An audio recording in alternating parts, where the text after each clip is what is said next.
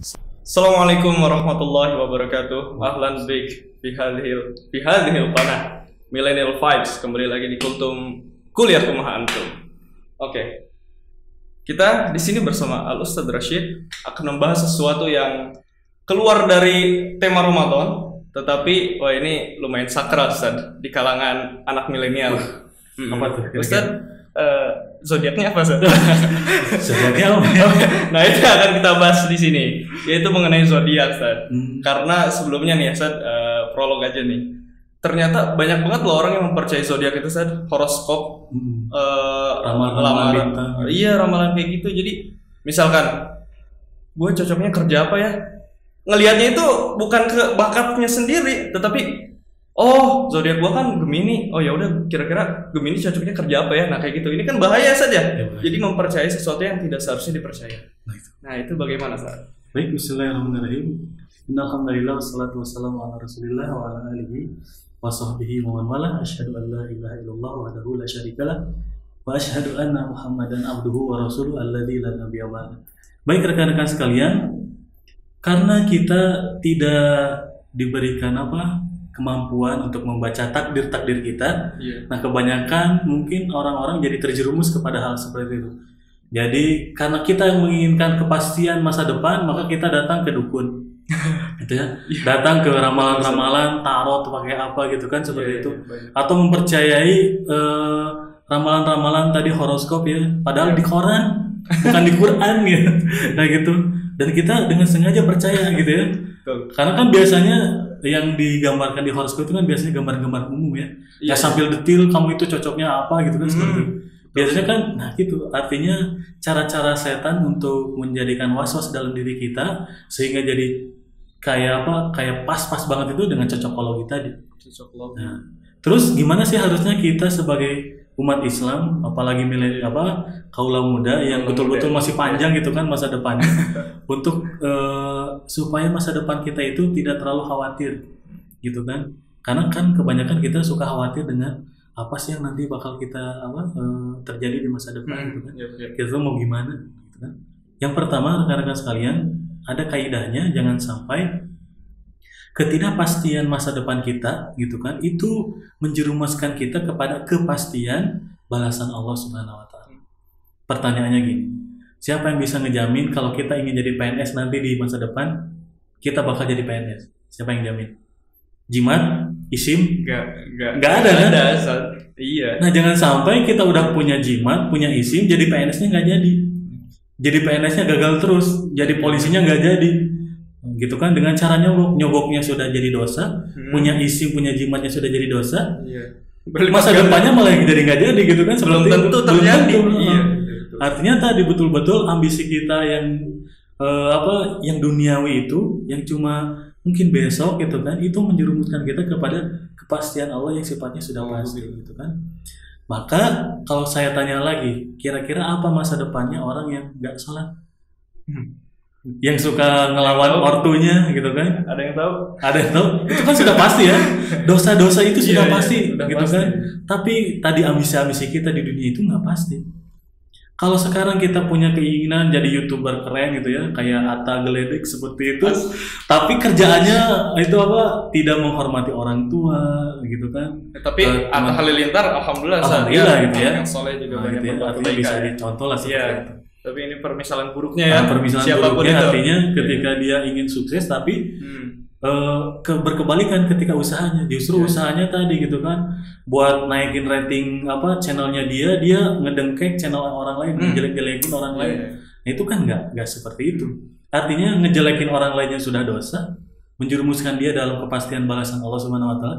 Jadi YouTuber kerennya nggak jadi. Banyak malah jadi ngebully gitu kan, seperti itu. Nah kayak gitu rekan-rekan sekalian. Itu jadi ya berprosesnya yang wajar-wajar aja gitu kan, yang lempeng-lempeng aja gitu kan. Maka ketika kita tidak bisa memastikan apa yang terjadi di masa depan, sebetulnya kita itu diwajibkan 4 hal. Karena kita nggak bisa kan baca catatan takdir kita apa nih, wah ente mah pinaraka, kan nggak juga ya. Siapa yang tahu kalau kita itu jadi ahli neraka atau ahli surga? Maka kewajiban kita terhadap qadar dan qadar beriman itu ada 4 hal. Yang pertama, kita itu harus husnuzon, Husnuzon. berbaik sangka dengan Allah Subhanahu wa taala. Apapun yang Allah tetapkan untuk kita itu yang terbaik. Misalkan gini, teman-teman sekalian. Kalau tiba-tiba di ruangan ini ada orang ngebelek gitu kan.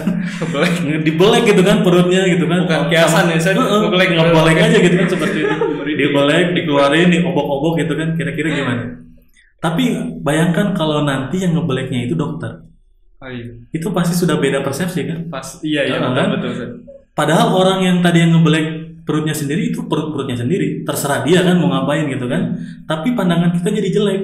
Iya. Karena dia bukan dokter, bukan ahlinya.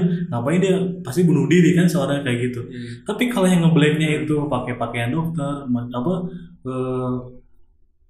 menandakan bahwa dirinya itu memang profesinya gitu kan, seperti itu kan pandangan kita juga yang udah seharusnya mungkin nggak perlu khawatir. Nggak perlu khawatir gitu kan. Ilmunya juga. Padahal ketika kita berobat ke dokter itu sudah mah dibeleknya sakit, yang dibeleknya bukan perutnya dokter gitu kan. Udah gitu kita harus bayar gitu kan. Udah gitu kita dikasih obat yang pahit-pahit. Tapi kita tetap aja kan positif, datang lagi ke dokter. Coba posisikan dokter itu adalah Allah Subhanahu wa taala.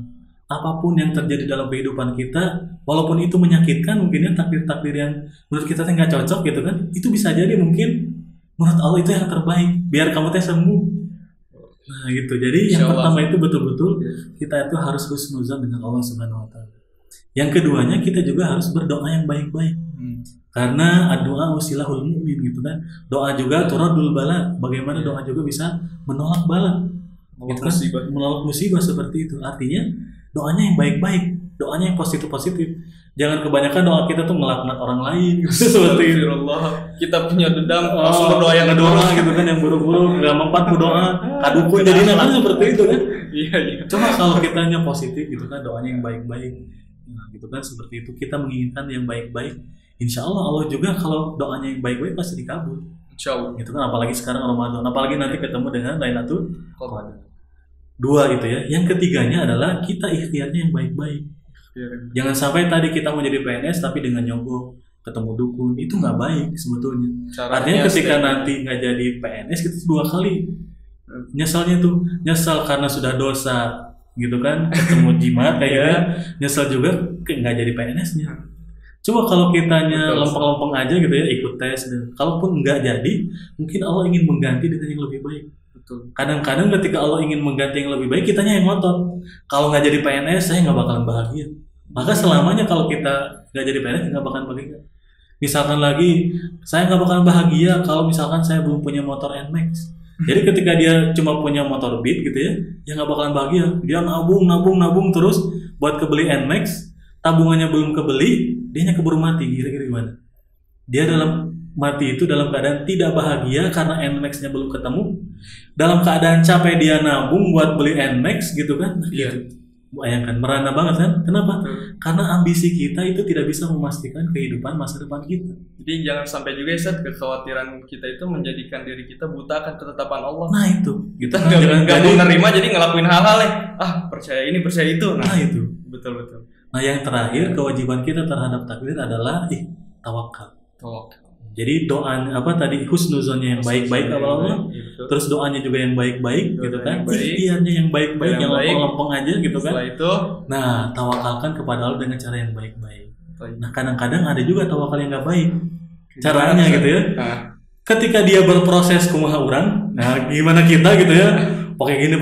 Tapi ketika terjadi ada masalah gitu kan dengan prosesnya tadi, kita baru ngadu ke Allah Subhanahu wa taala. Ya Allah, nabeut kieu.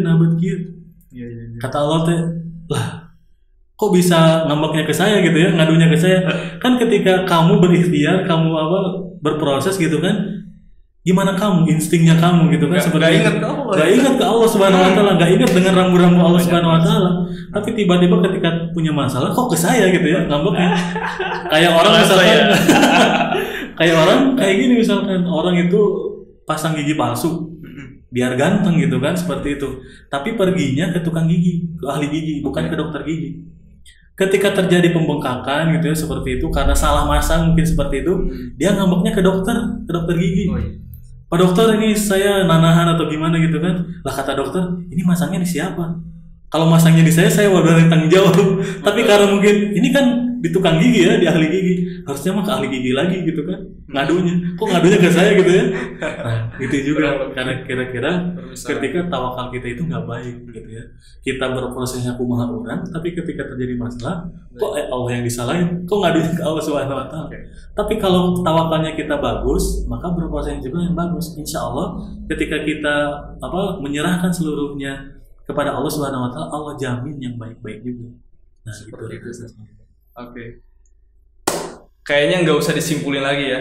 Yang Ustadz katakan, yang Ustadz sampaikan dari awal sampai akhir itu udah intinya loh, sangat jelas. Daging banget. Daging banget ya. Omongan Ustadz daging banget. Seperti itu. Jadi teman-teman ingat ya, sebagaimana yang Ustadz sampaikan, nggak usah saya simpulkan. Oke. Jadi terima kasih teman-teman yang udah nonton.